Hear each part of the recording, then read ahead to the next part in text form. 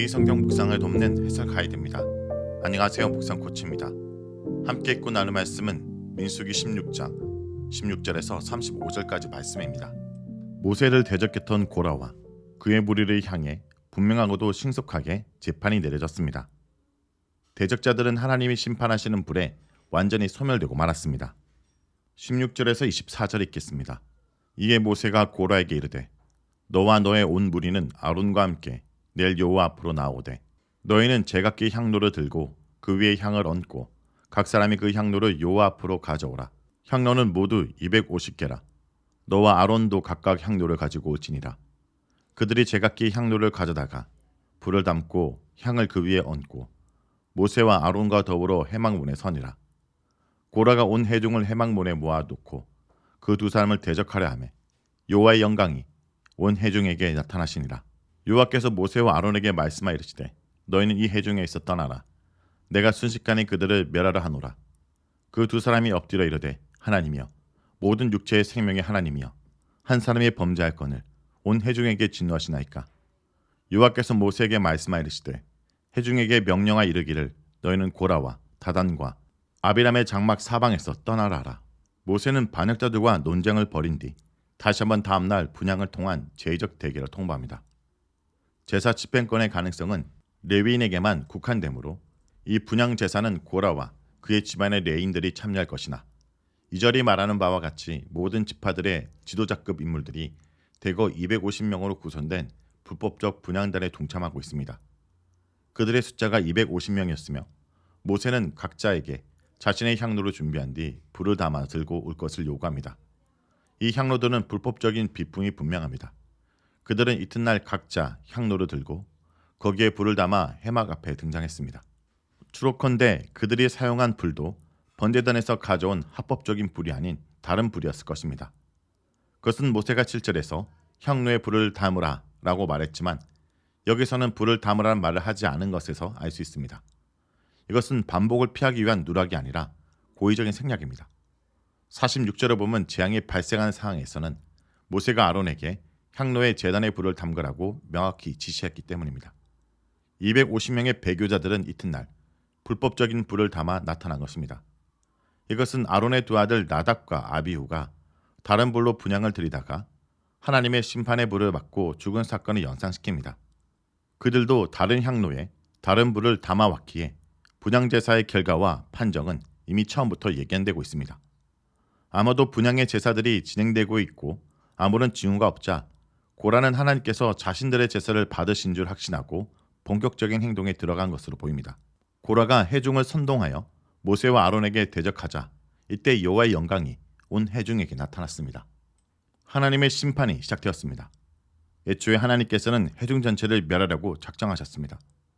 앞서 회중 전체가 배교와 불순종으로 인해 멸망할 위험한 상황이 이미 두 차례 발생한 바 있습니다. 그때마다 모세의 중재와 탄원의 기도로 백성들의 용서를 받았습니다. 그러나 그들이 또다시 전멸을 당할 심각한 문제를 일으킵니다. 회중 전체를 멸하시는 하나님의 작정을 통해 우리는 고라와 몇몇 주동자들에게 적극 동참한 사람들이 250명의 고라 족속을 비롯하여 루벤 지파 일부였겠지만 암묵적으로 회중 전체가 이에 동조하고 있었음을 짐작할 수 있습니다. 무엇보다 19절은 이것이 사실임을 명확히 진술합니다. 물론 회막 앞에 모인 온 회중은 백성 전체의 일부로 보입니다. 다른 백성들은 여전히 다단과 아비람과 더불어 자신들의 장막에 거하고 있기 때문입니다. 그렇더라도 이 온 회중은 모든 백성의 능동적, 수동적 참여를 포함하는 표현으로 보아야 합니다. 따라서 모세의 향변, 즉 한 사람이 범죄할 건을 온 회중에게 진노하시나이까 라는 주장은 궁색하기 그지없습니다. 이 반란의 책임은 마땅히 회중 전체에 있었던 것입니다. 모세 탄원은 소돔성을 구하기 위해 하나님과 씨름한 아브람의 중재의 노력을 떠올립니다. 다만 롯의 가족만 피하도록 했던 소돔의 사건과는 달리 여기서는 하나님께서 모세 탄원을 받아들여 진노를 누그러뜨리고 회중으로 하여금 반역을 주동한 무리로부터 멀리 떠날 것을 명하십니다. 이것은 하나님이 택한 백성에 대한 하나님의 은혜가 진노에도 불구하고 결코 끊어지지 않았음을 보여줍니다. 여호와의 영광이 온 회중에게 나타났습니다. 이 영광은 어떤 모습으로 나타난 것일까요? 강야에서 여호와의 영광은 언제나 구름과 불의 모습으로 현현되었습니다. 즉 16장 42절에서 확인된 바와 같이 이미 성막 위에 내려와 있던 하나님의 구름의 기둥의 강체와 크기가 더욱 커지면서 회중을 덮었을 것입니다. 우리는 이 구름 속에서 하나님의 불이 타고 있다는 사실을 기억해야 합니다. 25절에서 30절 읽겠습니다. 모세가 일어나 다단과 아비람에게로 가니 이스라엘 장로들이 따랐더라. 모세가 회중에게 말하 이르되 이 악인들의 장막에서 떠나고 그들의 물건은 아무것도 만지지 말라. 그들의 모든 재중에서 너희도 멸망할까 두려워하노라 하매 무리가 고라와 다단과 아비람의 장막 사방을 떠나고 다단과 아비람은 그들의 처자와 유아들과 함께 나와서 자기 장막 모래 선지라. 모세가 이르되 여호와께서 나를 보내사 이 모든 일을 행하게 하신 것이요 나의 임의로 함이 아닌 줄을 일로 말미암아 알리라. 곧 이 사람들의 죽음이 모든 사람과 같고 그들이 당하는 벌이 모든 사람이 당하는 벌과 같으면 여호와께서 나를 보내심이 아니거니와 만일 여호와께서 새 일을 행하사 땅이 입을 열어 이 사람들과 그들의 모든 소유물을 삼켜 산채로 스올에 빠지게 하시면 이 사람들이 과연 여호와를 멸시한 것인 줄 너희가 알리라. 하나님께서는 심판을 행하시기 전에 백성들을 불쌍히 여기시어 재앙을 피할 기회를 허락하셨습니다. 모세에게 이르기를 빨리 백성에게 가서 임박한 심판을 알리라 하신 것입니다. 24절에 즉시 고라와 다단과 아비람의 장막에서 떠나라고 하십니다. 모세는 하나님의 지시대로 즉시 백성의 대표 장로들과 더불어 다단과 아비람에 찾아갔습니다. 여기서 24절과 달리 고라가 누락되었습니다. 그러나 모세는 고라와 다단, 아비람이 아닌 그들 주변의 회중에게 곧 닥칠 재앙을 경고하러 달려갔음을 주목해야 합니다. 피난 경고의 대상이 그 반역자들이 아닙니다. 또한 고라가 속한 레이지파의 고앗 가문은 성막 남쪽에 배치되는데 다단과 아비람이 속한 르우벤 지파도 남쪽의 중앙에 배치되어 있습니다. 따라서 그들 가문은 가장 근접한 거리에 배치를 받아 장막을 쳤기 때문에 여기서 고라의 이름이 빠진들 별다른 의미는 없습니다. 성막 남쪽 구역의 백성들에게 신속한 피난을 지시하는 것이 목적이기 때문입니다. 27절에서 다시 고라 이름이 등장하고 있다는 점도 이런 유연성을 보여주고 있습니다. 장로들이 모세를 따랐다는 것은 백성의 지도자들 다수는 이 반역에 동참하지 않았음을 암시합니다. 하지만 고라 일당이 멸절당한 후 보인 온 회중의 어이없는 반응은 백성들 대다수가 그 반역자들에게 심정적으로 지지를 보냈다는 것을 암시합니다. 모세는 그 악인들 곁을 떠나고 또한 물건도 만지지 말 것을 경고합니다. 단순한 접촉이라기보다는 멸절되는 사람들의 값비싼 물건을 욕심내 빼돌리려는 행위로 이해됩니다. 이것은 여호수아 6장 18절에 여리고성 붕괴 후 그 바친 물건을 손대지 말라라는 지시에서 암시됩니다. 아간의 사례에서 볼 수 있는 바와 같이 헤렘 전장, 즉 심판에서는 멸절당하는 사람과 재산이 모두 하나님의 것이므로 그것을 사람이 몰래 가져가면 무서운 징벌을 받을 수 있습니다. 회중이 그들의 장막에서 떠났으나 다단과 아비람 및 어린아이들을 포함한 그들의 가족 모두 그 경고를 무시하고 자신들의 장막 밖으로 나와 그대로 서 있었습니다. 아마도 여기서 이들은 다단과 아비람의 일족, 즉 그들 아래 딸린 대가족의 식구들을 의미할 것입니다. 여기서도 고라는 언급되지 않고 있습니다. 그 이유는 고라는 현재 250명의 추종자들과 함께 해막 근처에서 집결했기 때문입니다. 그러나 그의 일족 사람들은 자신들의 처소에 머물러 있었습니다. 여기서는 고라 가족들이 언급되고 있지 않으나 32절 이하에서 고라에게 속한 모든 사람과 그들의 재물이 땅속에 휩쓸려 들어간 것을 보고합니다. 하지만 일부 고라의 자녀들은 하나님의 경고를 두려워하여 장막에서 피했던 것으로 추론됩니다. 왜냐하면 26장 10절에서 11절에 고라 자녀들이 하나님의 자비로 하를 면했다고 기록되었기 때문입니다. 말씀에 순종함으로써 살아남은 그들은 훗날 레이지파에서 성전의 음악을 맡는 중요한 직무를 수행하는 특권을 누렸으며 몇 편의 시편을 남겨 신앙의 모범이 되기도 합니다. 쓸어내다 라는 뜻의 동사는 이 재앙의 성격을 잘 나타내줍니다. 싹쓸이를 통한 완전한 파멸에 이른 소돔과 고모라 이야기에서도 동일한 동사가 사용됩니다. 역시 그들의 죄 때문에 그들은 땅에서 모조리 죽임을 당했으며 재산도 모두 파괴되었습니다.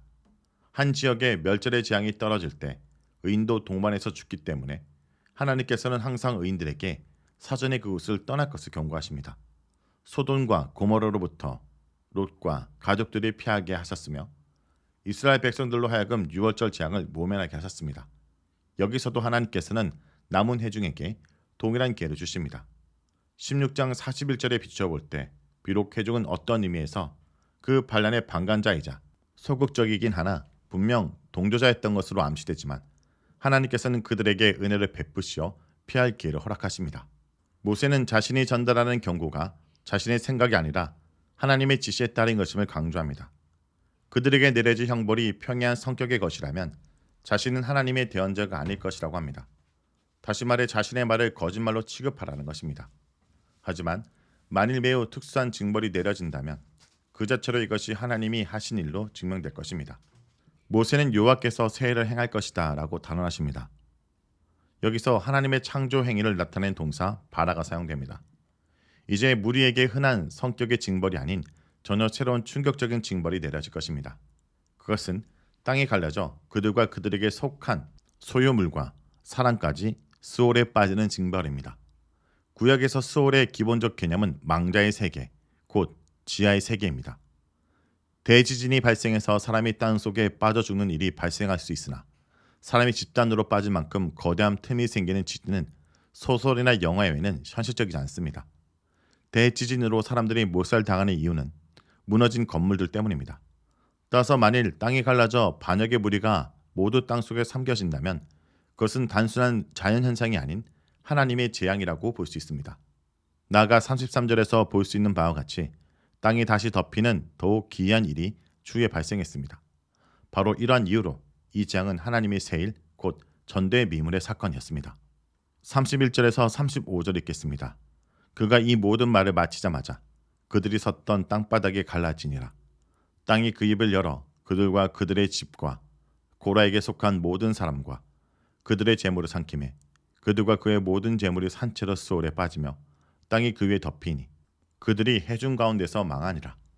그 주위에 있는 온 이스라엘이 그들의 부르짖음을 듣고 도망하며 이르되 땅이 우리도 삼킬까 두렵다 하였고 여호와께로부터 불이 나와서 분향하는 250명을 불살랐더라. 경고한 대로 땅이 갈라져 고라에게 속한 사람과 가축을 포함한 모든 재물이 스월 곧 땅으로 꺼졌습니다. 여기서 고라가 포함되어 있지 않은데 그의 죽음은 26장 10절에서 비로소 언급됩니다. 아마 고라는 자신의 집이 아니라 성막에서 분향 시합을 참여한 250명과 함께 몰살되었을 것입니다. 앞서 말한 대로 땅에 거대한 틈이 생긴 것도 놀랍지만 갈라진 땅이 다시 합쳐진 것은 더 그러합니다. 이것은 홍해가 갈라진 뒤 그곳을 떠난 이스라엘 백성들의 뒤를 따라 추적해온 파라오와 그의 군사들이 바다에서 몰살당한 장면을 연상시킵니다. 모세가 전한 말을 듣지 않고 하나님께 거듭해서 반응했던 파라오와 그의 무리는 바다에 수장되었고 모세와 아론에게 대항하여 하나님께 반역질을 한 고라와 그의 무리들은 땅속에 매장되었습니다. 주변에 있던 회중은 아마 일단 상당히 멀리 피해 있었던 것으로 보입니다. 본문은 백성들이 그들의 부르짖음을 듣고 도망하여라고 진술합니다. 그러나 그들은 먼 발치에서 그 공포의 한 장면을 어렴풋이 보면서 그 비명 소리를 들었을지도 모릅니다. 어쨌든 그들은 두려움에 사로잡혀 더 멀리 도망갔습니다. 한편 성막 근처에 아직 머물러 있었던 고라와 250명의 무리도 같은 시간에 죽임을 당합니다. 그들에게 내린 심판은 여호와로부터 나온 불이었습니다. 틀림없이 그 불은 하나님의 구름 기둥 속에서 타고 있던 그 불일 것입니다. 구름 기둥 속의 불은 때로 특별한 이유로 혹은 심판의 불로 밖으로 솟구쳐 나오곤 했습니다. 그 신적인 불이 잘못된 분향을 하고 있던 250명에게 떨어져 그들을 태워 죽였습니다.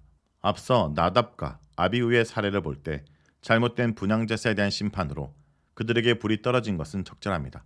분명 고라는 땅속에 매몰되어 죽지 않고 이때 죽었습니다. 물론 26장 10절에서 땅이 그 입을 벌려서 그 무리와 고라를 삼키매라고 되어 있으나 이때 고라는 장막에 남아있었던 고라 가족들을 말하는 것이 분명합니다. 고라는 땅이 갈라지는 그 시점에 해막 입구에서 제의적 권력을 노리고 레인들을 중심으로 각 일족의 지도자급 인물 250명과 더불어 분향을 하고 있었기 때문입니다. 결론적으로 매장과 하향을 통한 두 개의 심판이 거의 동시에 서로 거리를 두고 발생한 것입니다. 자, 여기까지가 민수기 16장 16절에서 35절까지 말씀입니다. 오늘 말씀을 통해 우리는 무엇을 묵상하고 적용해야 할까요? 죄를 조금도 용납하실 수 없는 거룩하고 공의로우신 하나님은 죄를 판단하고 심판하기 위해 임하십니다. 하나님의 신실한 일꾼들이 공격을 받고 공경에 처할 때 하나님은 오셔서 공정하게 심판함으로써 하나님의 영광을 드러내십니다. 모세의 건의에 도전하여 일어난 자들은 회중 앞에서 산채로 소울에 내려갔으며 모세의 지시에 따라 해막으로 올라가기를 거절하였습니다. 애굽으로 내려가기를 원했던 자들이 도리어 소울에 내려갔습니다. 그들을 따르던 250명의 족장들도 불에 타서 죽는 형벌을 받았습니다. 성도 여러분, 하나님을 멸시하고 구원의 은총을 없이 여기면 안전한 길은 세상 어디에도 없다는 것을 잊지 않길 바랍니다.